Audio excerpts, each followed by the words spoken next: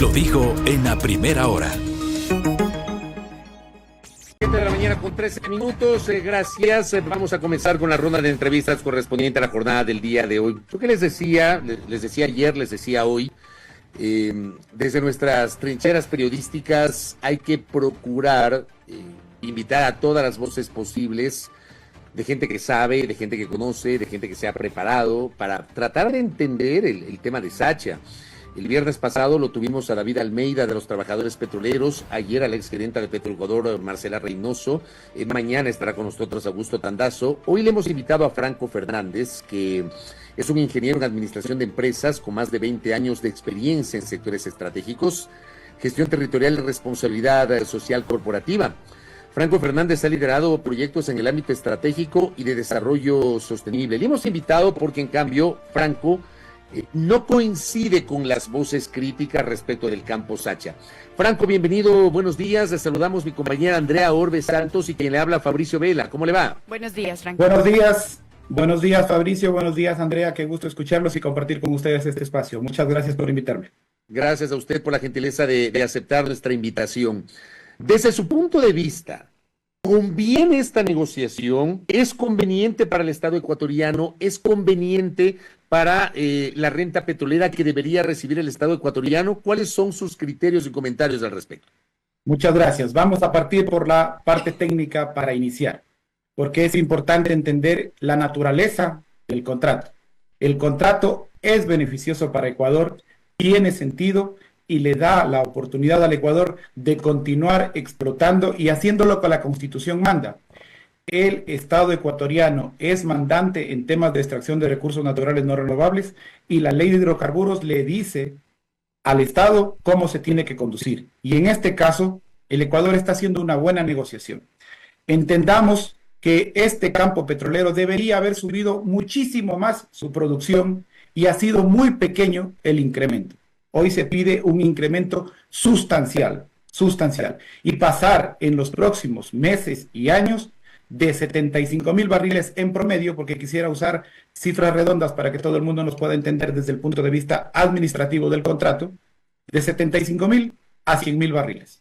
Eso es lo primero que hay que entender. Entonces, si yo quiero crecer, obviamente como Estado que en este momento tengo la oportunidad de gobernar ese contrato, esa gestión, esos pozos petroleros como el de Sacha, necesito invertir. Y es como en este momento tener un taxi viejo, que le he venido cambiando piezas, pero me están diciendo que tengo que cambiar las llantas. Y al momento de cambiar las llantas, alguien me está robando en la compra de las llantas.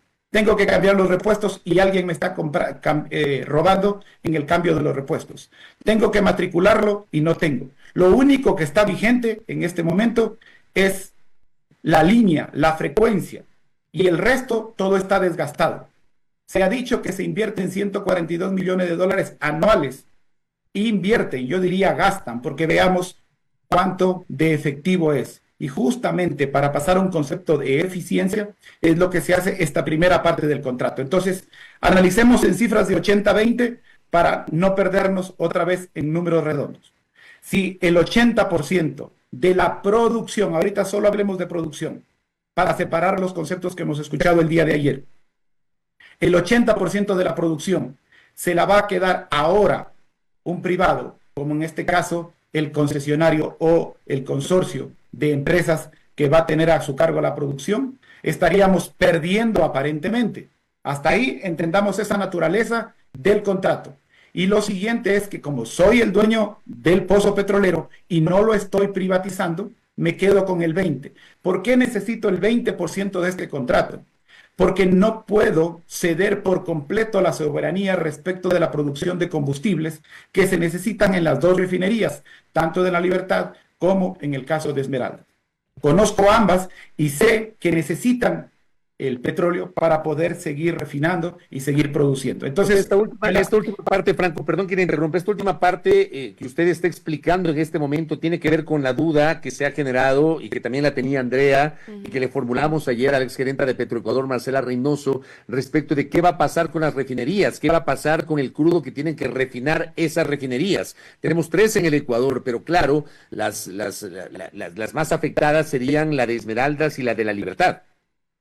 Correcto, y justamente ellas no dejan de recibir esa parte del petróleo. No es el único lugar donde produce petróleo, porque estamos hablando de, otra vez, este campo es el más importante y produce el 20% del petróleo nacional, porque deberíamos estar produciendo y cada gobierno llega y cada político que a veces desconociendo del tema llegan y nos ofrecen incrementar en gran manera la producción. Pocos lo han logrado o ninguno, y más bien la producción ha ido decrece y decrece y decrece, porque es un área estratégica en la que es intensiva en varias cuestiones como la inversión. Es un negocio que produce y mucho, pero también hay que invertir. Y hay que invertir en I+D también. Hay que invertir en investigación y desarrollo y no se ha hecho. Entonces, Franco, entendida la primera... Andrea. Sobre esa base, entonces, y nuevamente quiero reiterar esta pregunta, ¿a usted le parece entonces que es beneficioso para el Ecuador este porcentaje del 80-20, es decir, que el 80% se quede el consorcio extranjero y el 20% el Ecuador, el Estado ecuatoriano? Eso como primera instancia. Y como segunda instancia, dice en el contrato que este 20% va a ser, digamos, directamente hacia las refinerías, que este 20% del petróleo va a estar destinado a estas dos refinerías de Esmeraldas y La Libertad. Esas dos preguntas, por favor, Franco. Sí, primero, si lo entendemos solo por partes, que es lo que estoy explicando, podría entenderse, oye, pero ¿por qué ayer Santos Albite decía, ¿por qué le voy a regalar el 80% de la producción? Espérate un ratito, solo estamos hablando de la producción, de la extracción. Y le digo, toma, este es 80%, es de lo que tú te vas a hacer cargo y el 20% es lo que yo necesito para las refinerías. Por lo tanto, no dejo de ser soberano en la producción de combustibles, porque si no entraría en un riesgo. Bien dicho, Andrea, esta parte, separémosla. Ya vamos a entrar en la repartición del dinero, pero ahora solo estamos repartiendo la producción del crudo, lo que necesito para la refinería y lo que se lleva la empresa privada a través de este consorcio. Sobre ese punto, entonces, para usted es correcto que en la producción, sobre ese punto nada más, la producción, el 80% para el consorcio extranjero y el 20% nada más para el Estado ecuatoriano, ¿usted lo considera correcto, que está bien? Es que si lo hablamos solo en esta parte en específica y la separamos, da oportunidad a todo lo que ha sucedido durante el feriado. Ese es el detalle, que se tomaron de una parte del contrato y de una parte de la negociación, contrato no firmado todavía, porque el señor presidente lo ha dicho, ayer me gustó la carta en la que inclusive dice, si no lo depositan hasta tal día, no habrá negociación posible. Bueno, está muy bien. Ahora, si solo vemos esa parte, diríamos, pero yo, ¿por qué le voy a dar a un privado el 80% de mi producción si no me ha dado absolutamente nada? El detalle es la explicación previa en la que se dice, señores, este taxi no puede seguir funcionando porque no tiene llantas, porque no se ha pagado la matrícula, porque no se ha hecho mantenimiento, porque está de hacer cambio de frenos, cambio de aceite, etcétera, etcétera. Y como está de hacer todo ese cambio, yo no tengo el dinero para invertir y mañana voy a parar. Entonces no tendré 475,000 barriles de producción. Esos 20% que representan los 75,000 ya no estarán, ya no existirán, porque simplemente este taxi no podrá seguir rodando. Entonces viene alguien y me dice, oye, entiendo que estás complicado, ¿y qué te parece si yo compro un taxi, lo pongo a trabajar y préstame la frecuencia? Pero compartamos las ganancias. Ya. Si tú vas a poner el taxi, entonces sí tiene sentido que yo te ceda el 80%, porque yo me estoy quedando con el 20% de algo que ya no voy a tener. Pero si en este momento decimos, no, es que el campo petrolero viene produciendo y es uno de los mejores, claro, venía produciendo, pero hace mucho tiempo que no se invierte lo que se tiene que invertir. Y en esa parte, por ejemplo, esa parte también genera polémica, porque, por ejemplo, ¿cómo se entiende? A ver, es verdad que hay problemas, y lo han dicho especialistas que han reconocido que hay problemas en Petroecuador, incluso el tema de los balances, no es un tema claro, no tenemos balances actualizados, hay denuncias de corrupción. Ayer Marcela Reynoso también reconocía que hay una infraestructura que obviamente tiene que ser reemplazada, tiene que ser renovada, pero ¿cómo se entiende que desde 2021 a 2024 la producción se haya incrementado? Y de hecho, entre el 2023 y el 2024 hubo un incremento del 7% hasta llegar a 77,000 barriles de producción en Sacha, Franco. Ese es el miedo, Fabricio, que ahora el mercado le da a ese taxi más carreras. Ahora la gente quiere ir más en taxi. Es decir, ahora el petróleo vale más, se consume más, el campo está maduro y produce más, todo bonito. Pero si dejamos pasar el momento en el que la producción va a seguir creciendo y puede seguir creciendo porque el campo va a dar, el campo es bueno, por eso se le dice la joya de la corona.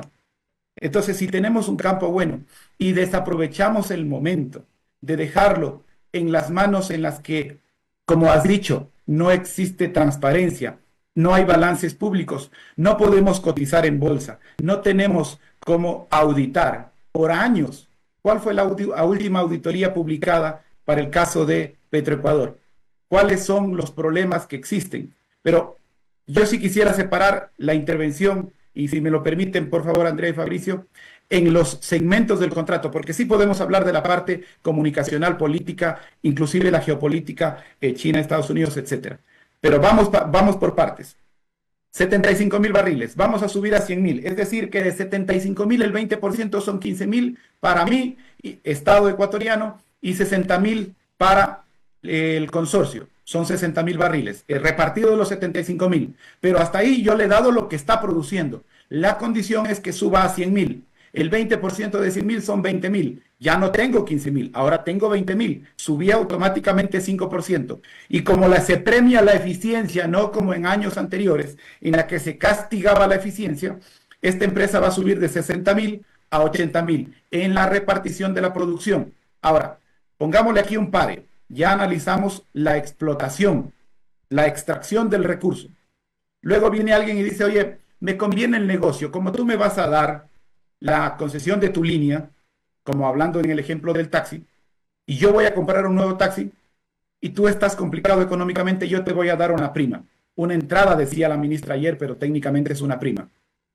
Te voy a dar una prima de $1.500 millones. Inviértelo bien, anda y compra alimentos para tus hijos, compra la medicina para tus hijos, etcétera, que es lo que ha explicado varias veces el señor presidente, que es para las cuestiones de bienestar social. Hasta ahí entendido los $1.500 millones, por lo tanto van a ingresar y no se van a generar deudas, no va a estar endeudado con un banco, no me van a poner 16 o 17% de interés en un banco de cualquier otra parte del mundo, etcétera, etcétera, lo que supimos y vimos que ya pasó en muchos años anteriores. Entonces, entendidos los 1.500 ya.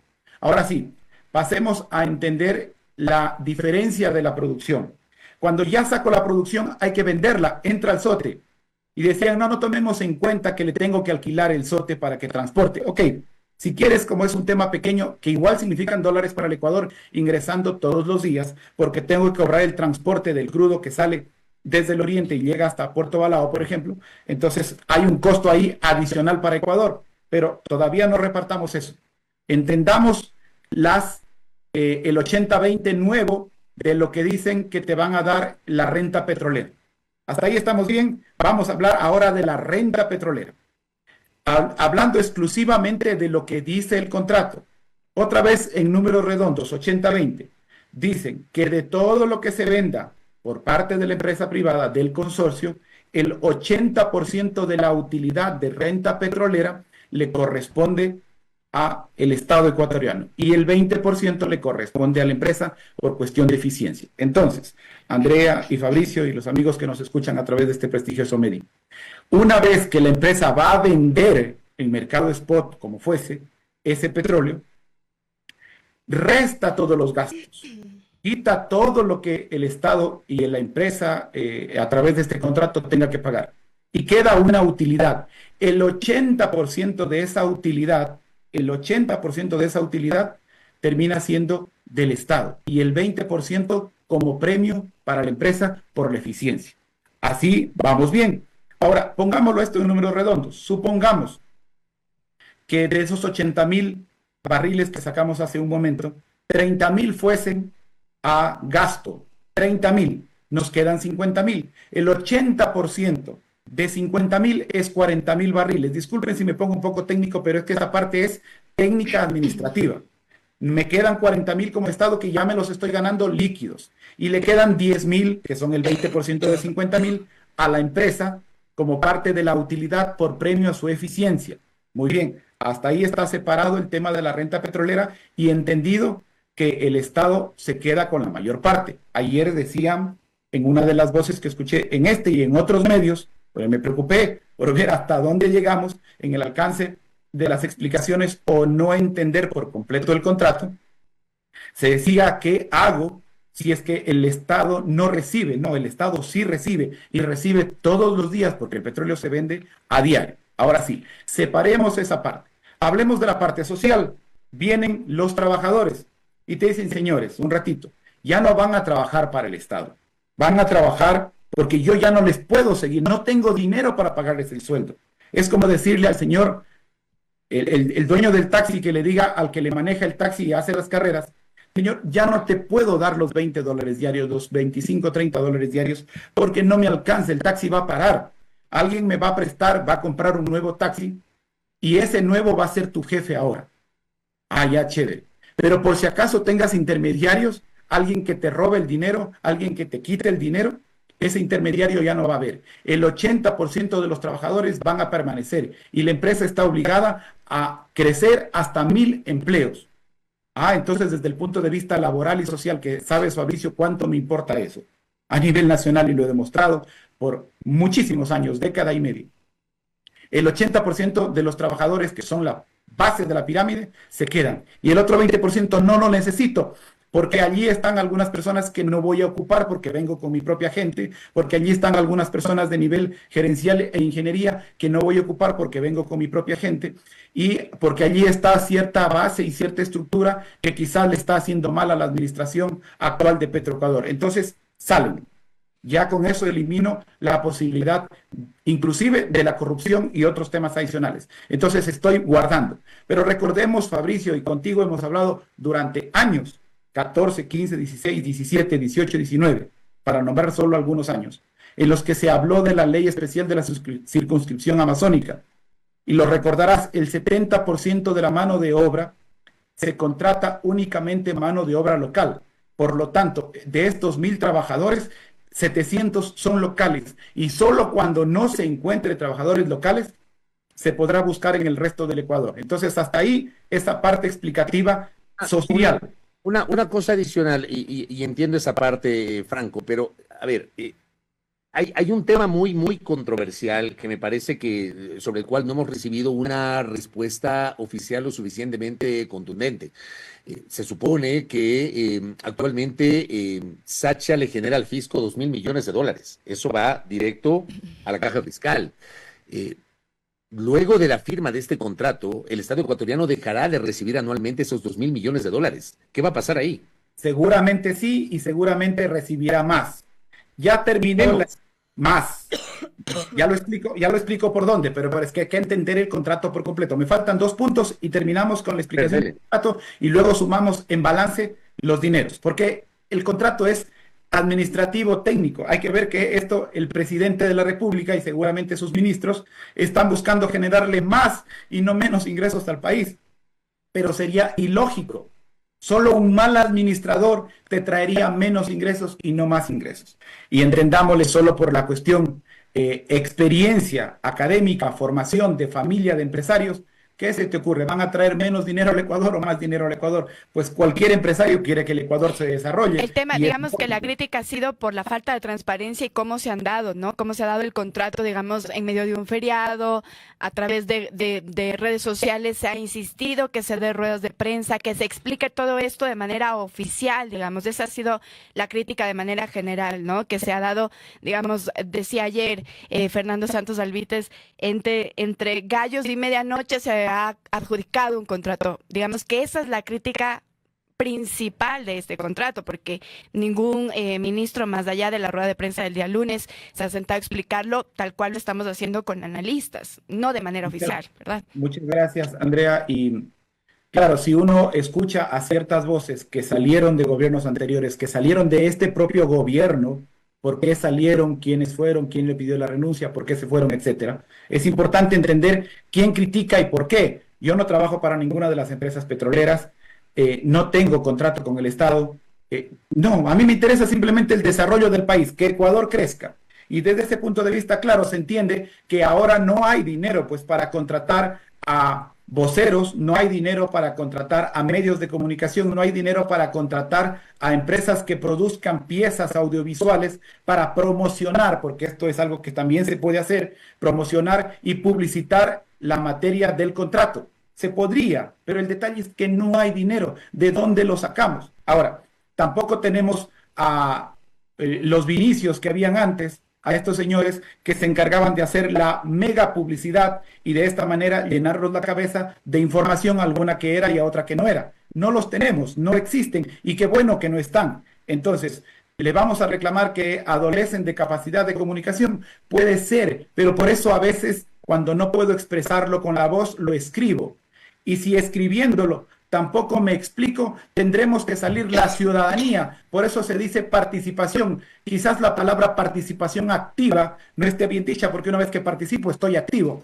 Pero la participación de la ciudadanía, y por eso me he hecho presente, Fabricio, tú sabes, te escucho todos los días, los escucho siempre.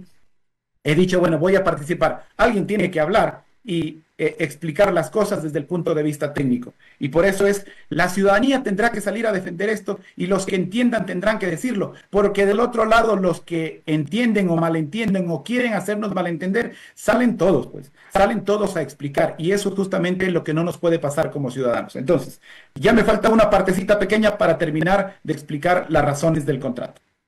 Hace un tiempo atrás, ¿se acuerdan que vino un presidente de la República, metió la mano en una parte de la tierra en el oriente y sacó una mano negra y hablaba de Texaco y los 800 focos de contaminación o como se denominaban pasivos ambientales? Bueno, esos han crecido en el tiempo, ha habido descuido, ha habido falta de mantenimiento, etcétera, etcétera.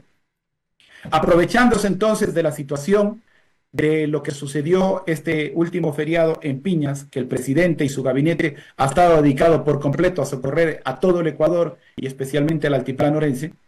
Entonces, como están ocupados, este es el momento, ataquemos. Y atacaron, y con fuerza, y con desinformación, y con fake news. Entonces, a partir de ese momento, cualquier cosa que se diga mientras alguien no lo responda, como has dicho, Fabricio, la desinformación genera el rumor, y el rumor va creciendo y va creciendo.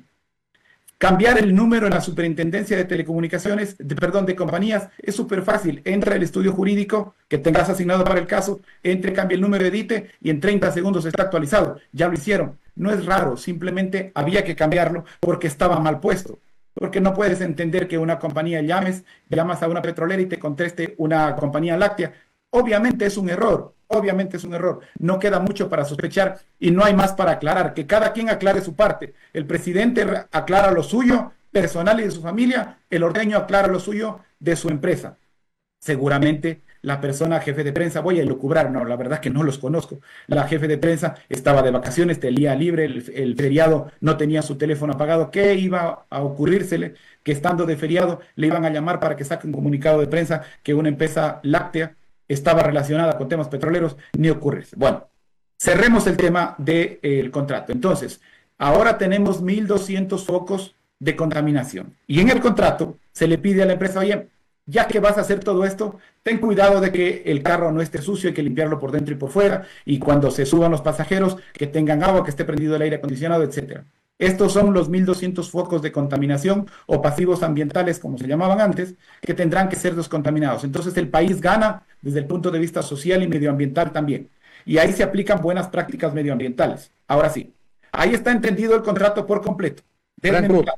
Franco, dos cosas finales en honor al tiempo. La primera, ¿usted ha tenido acceso al contrato? Porque, digamos, a los términos de la negociación, no al contrato porque entiendo que no se ha firmado, pero sí a los términos de la negociación, ¿usted ha logrado tener ese acceso? El acceso público a la información, Fabricio, porque lo único que está es de obtener la información del ministerio y de las entrevistas a los funcionarios públicos y las ruedas de prensa, anotar, disculpa Fabricio, voy a hacer esto. Aquí están mis notas de lo que los escuché a los funcionarios en sus intervenciones y lo que recabé. Y aquí está, perdón, el trabajo un poquito dedicado, mis notas ya recabadas de manera profesional y en el plano que me corresponde, ¿sí? Desde el punto de vista del conocimiento. Entonces, esto es lo que yo puedo levantar de información, porque si me interesa hacer las cosas bien, escucho a los que están a favor y los que están en Usted contra. no tiene el oficial. texto del contrato. Usted no tiene el texto del No contrato. existe texto del contrato porque no se ha No firmado ha tenido todavía. acceso a las actas de la negociación que significó la adjudicación tampoco. Y estaríamos mal en tenerlas, Fabricio, porque recordemos que es una información confidencial, porque si se filtraba, como mal se ha hecho, se podría haber utilizado esto de manera política para dañar, y voy a usar una palabra más, para molestar. Porque recuerda que cuando no te pueden molestar, lo que intentan es interrumpir tu trabajo, que frenes y que te desenfoques. Y hoy están consiguiendo eso, desenfocarnos. Y podríamos estar hablando de cómo se van a invertir los 1.500 millones de dólares en el área social, o de lo que hace falta para seguridad, salud, educación, reactivación productiva, etcétera. Pero no, estamos hablando de los términos del contrato. Y porque quizás es importante ordenarlos para entenderlos. Esa comunicación la tenemos que hacer todos. Y para eso los actores de los medios de comunicación son muy importantes.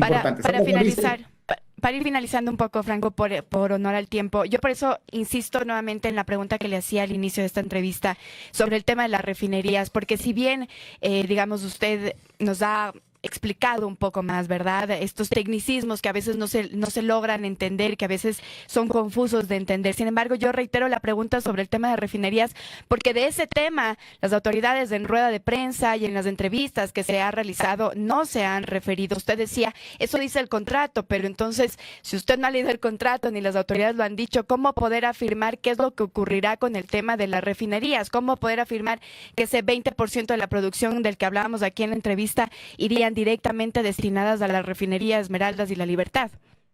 Es que el ministerio ha publicado en la página oficial del ministerio estas características del contrato. Claro, el documento como tal, el PDF no lo tenemos, pero ahí están las especificaciones técnicas del contrato. Y es simplemente sacar y leer y decir, a ver, ¿qué nomás tiene el contrato? Es como las cláusulas y condiciones.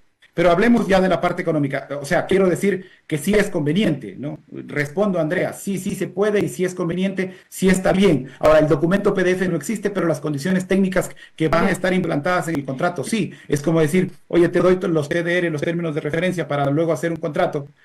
Con los TDRs ya entiendo qué va a tener el contrato. El resto es palabras, el resto es texto. Pero correcto, hablemos Franco. de la parte económica. ¿El Ecuador gana o pierde? El Ecuador gana. El Ecuador gana. Porque si sumo todos los valores que me dan esto de aquí, sin contar la parte social, solo sin eso, estamos pasando de 2.000 millones de ingreso recurrente a 2.35 millones de ingreso recurrente anual. Es decir, ahí hay un incremental en cuanto al dinero. Pero hablemos de la renta petrolera. En renta petrolera son aproximadamente 1.050 millones. De la venta del crudo, 450 millones, en números redondos. De la prima de entrada, 1.500 millones. Pero luego esa tienes que sacarla porque es una sola vez. De los impuestos del consorcio, 375 millones. Ahorros en subsidios por lo que va a la refinería y porque se mantiene la política de subsidios, de 300 a 500 millones. Mejora el precio del crudo exportado, 12 millones. Y la recaudación en IVA, 75 millones. Entonces, es beneficioso para el Ecuador. Ahora, ¿qué hacemos con la producción de los 77.000 barriles? La meta es subirlo a 100.000 barriles. El beneficio anual por renta petrolera, 1.047, 1.050 millones, que es lo que he sacado. El beneficio anual por la venta del 20%, 447, 450 millones. Y ya termino. Impacto clave. No hay privatización, es importante decirlo, no hay privatización porque el Ecuador, según la Constitución y la ley de hidrocarburos, sigue siendo el dueño del crudo. 1.500 de prima de entrada, que es dinero inmediato para inversión social. El 82% de la venta petrolera sin asumir costos operativos. Yo no compro el taxi que ya está dañado, viejo y que es necesario chatarrizar. Inversión total de 5.450 millones en la modernización sin gasto, es decir, voy a tener toda la infraestructura nueva. 1.000 empleos directos, el 80% son trabajadores recontratados. Y 1.200 puntos de contaminación en la que se invierten 5 millones para recuperación ambiental. Desmenuzado por completo, información solo publicada oficial. Muchísimas gracias. Tenemos ya que ir cortando. Muchísimas gracias, Franco, por esta entrevista, por explicarnos, digamos, estos tecnicismos. Gracias por su presencia vía Zoom a primera hora. Primera plana. Todas las noticias, todas las voces.